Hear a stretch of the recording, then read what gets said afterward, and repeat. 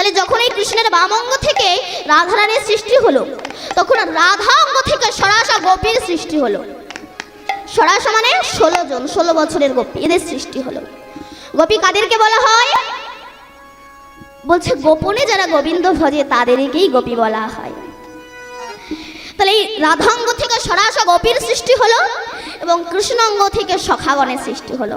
আবারও বলি বাবা, কৃষ্ণের 16,108 জন কি ছিল? মহিষী। আচ্ছা, যিনি ভগবান তিনি তো নিষ্কাম পুরুষ, তাহলে তার যদি এতগুলো স্ত্রী হয়, মহিষী হয়, তবে তার নাম আমরা করব কেন? সে তো মহাকাম পুরুষ। আমরা বুঝি না এই 16,000 কে। আজকে একটু শান্ত হন।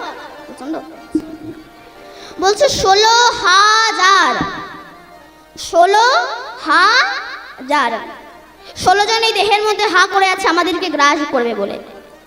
কে? 10টা ইন্দ্রিয় সররিপু। এই যেমন নখ, নখ বলছে আমাকে একটু নেল পালিশ দাও না গো। ঠোঁট বলছে আমাকে একটু লিপস্টিক দাও না গো। চুল বলছে আমাকে একটু গোদরেজ দাও না গো। তাহলে সমস্ত ইন্দ্রিয় হা করে আছে। ভেতরে চলে যান।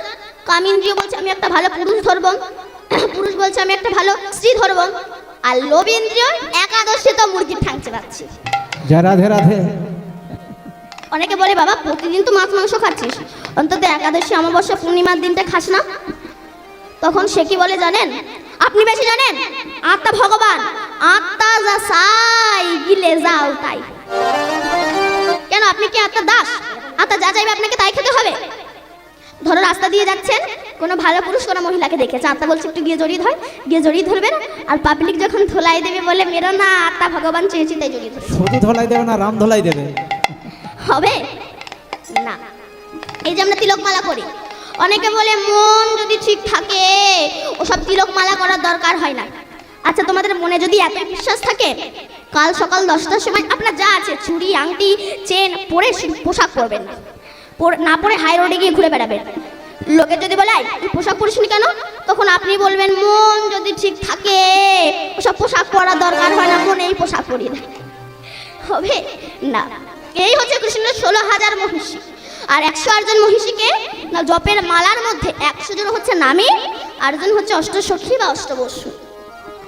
এই হচ্ছে কৃষ্ণের 16,108 জন মহিষী। মানুষ যখন বসায় জায়গা পায় তখন শোয়ার জায়গা চাই। কারণ আমি তো অনেক জায়গায় কীর্তন করতে গিয়েছি, দেখেছি আমার মায়েরা সামনে 1 হাত করে জায়গা রেখে দেয়। কেন বলেন তো? ঠ্যাঙের ভবিষ্যৎ।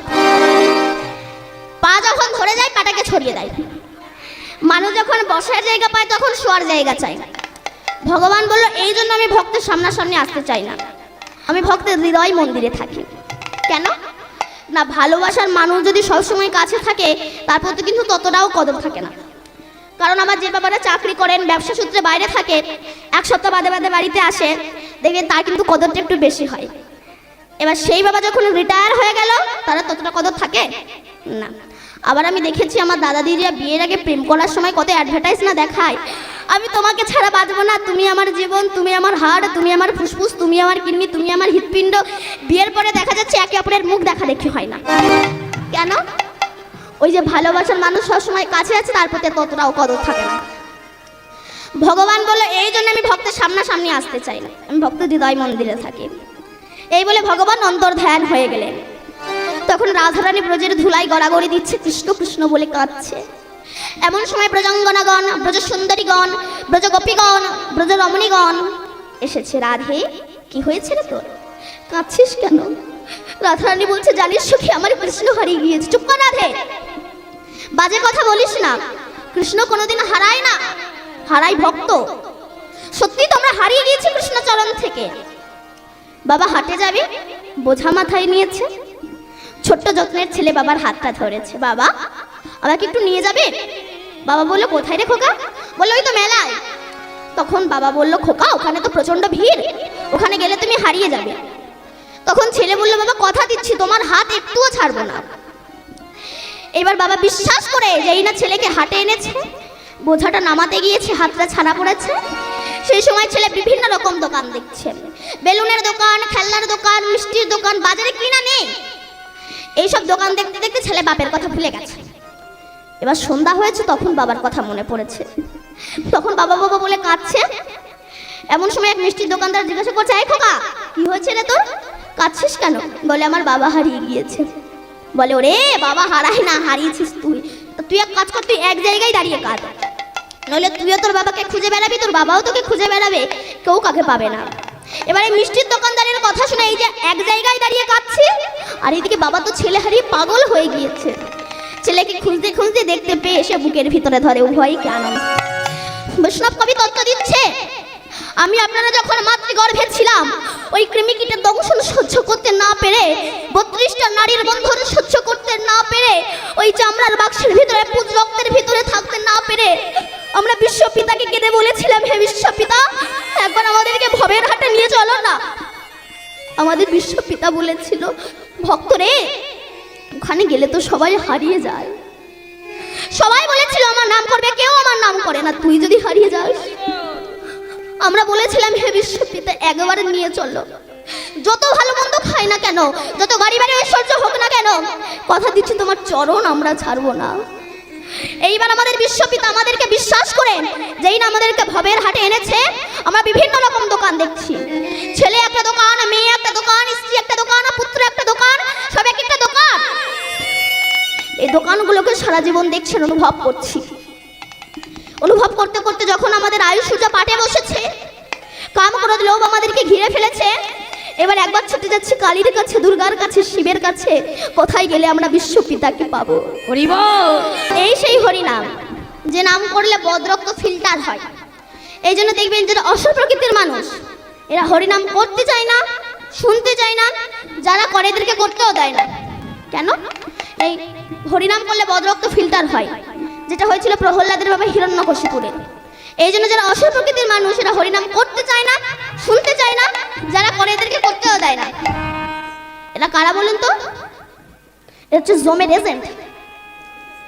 আপনি হরিনাম শুনতে আসছেন, কোথায় যাচ্ছি? যদি বলেন হরিনাম শুনতে, এই বয়সে হরিনাম, এই বয়সে হরিনাম করবে না তো কোন বয়সে করবে? বলে আগে একটু বুড়ো হই, তারপরে হুড়ো মারবো।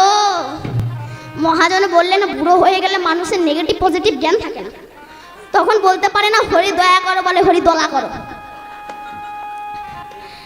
এই হরিনাম শিশুকাল ছাড়া হয় না।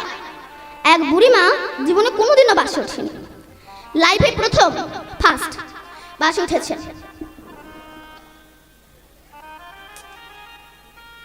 উঠে দেখছে প্রত্যেক সিটে একটা করে লোক বসে আছে। সেই সময় ড্রাইভার গিয়েছিল চা খেতে, বুড়ি দেখছে সামনে একটা সিট ফাঁকা, ওখানে গিয়ে বসে পড়েছে, গালে পান দিয়ে চেবাচ্ছে।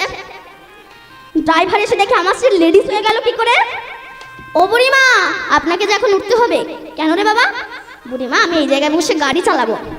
বুড়ি তখন বলছে, বাপ, বুড়ি মানুষ, বসেই যখন পড়েছি, আজ নাই তুই অন্য জায়গায় বসে গাড়ি চালা।